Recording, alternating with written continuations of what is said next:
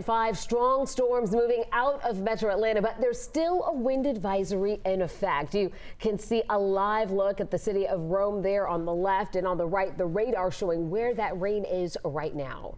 All right, take a look here. This is a time lapse from about an hour ago of those clouds moving through the city, ready to drop rain at any moment. We have live team coverage tonight with 2 meteorologists in the building for you right now, but we're going to begin with our chief meteorologist, Chris Holcomb, with the very latest on that rain's track, Chris. Yeah, we've been watching the heavy rain that came through just a little while ago. It's been a really fast mover, and that heaviest of the rain has pushed well to the east of us right now, but we still have a few lingering showers left behind. Those will be diminishing as we move through the next hour or so. And you can see how some of those showers, as they came through the Atlanta area, they were heavy. We had some thunder and lightning in association with them too. Right now, that thunder and lightning has just moved out of Putnam County there around Eatonton and is pushing on off to the east. Still some of that heavier rain around Crawfordville, getting closer to Thompson, Georgia, stretching down toward the Milledgeville area. But the heaviest part of this is pushing out of our viewing area. Just a couple of these lingering showers still left behind. And this is all with the actual front that is still out to the west of us. So the front hasn't made it through here yet.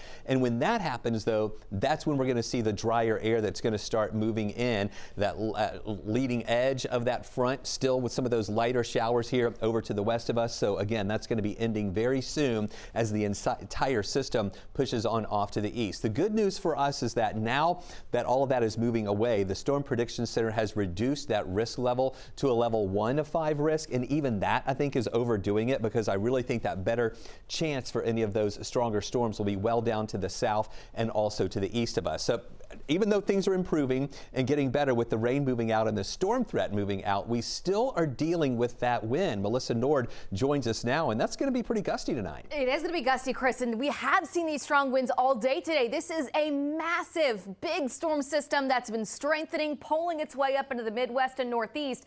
And look at this next map. This shows you all the wind alerts that stretch all the way from the Gulf Coast all the way to the Great Lakes and into the Northeast. So this is a big system, and for us, it means strong winds are going to stick with us even after these showers clear later on this evening. Here's some evidence of those strong wind gusts today from Pickens County. This was in Jasper, Georgia, where Tom, one of our 11 Alive storm trackers, sent in this photo of that tree down. We've had some peak gusts around as much as 45 miles per hour there in the North Georgia mountains. We could still see some gusts the next couple of hours, Chris, that are going to be around 40 miles per hour as that storm system pulls further up to the northeast. But damage, that's something we're watching out for with those strong winds. We'll talk more about that coming up in just a bit. Yeah, and that wind advisory is going to be in effect for our area until about 1 o'clock in the morning for us tonight. Our Karis Belger is at 11 Alive's storm tracker thunder truck. Karis, you've been out there checking on the roads, also been hearing about some wind damage in some spots in northwest Georgia. You're live now in Cartersville.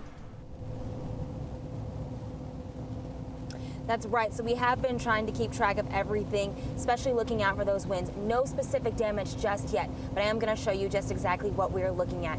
So as you can see, the rain has lightened up. Earlier it was coming down a little bit, more of a drizzle, but it was making the roads wet, and of course made it so visibility was certainly a concern. Right now things are starting to lighten up, and we're seeing fewer cars in the road, but anyone who is still out here should still be mindful. Of course, we're going to continue to track things and keep track of everything. And as you mentioned, because we know that wind is something we want to look out for, I'll be sure to keep you updated as soon as we get a little bit more of an idea of what we're seeing.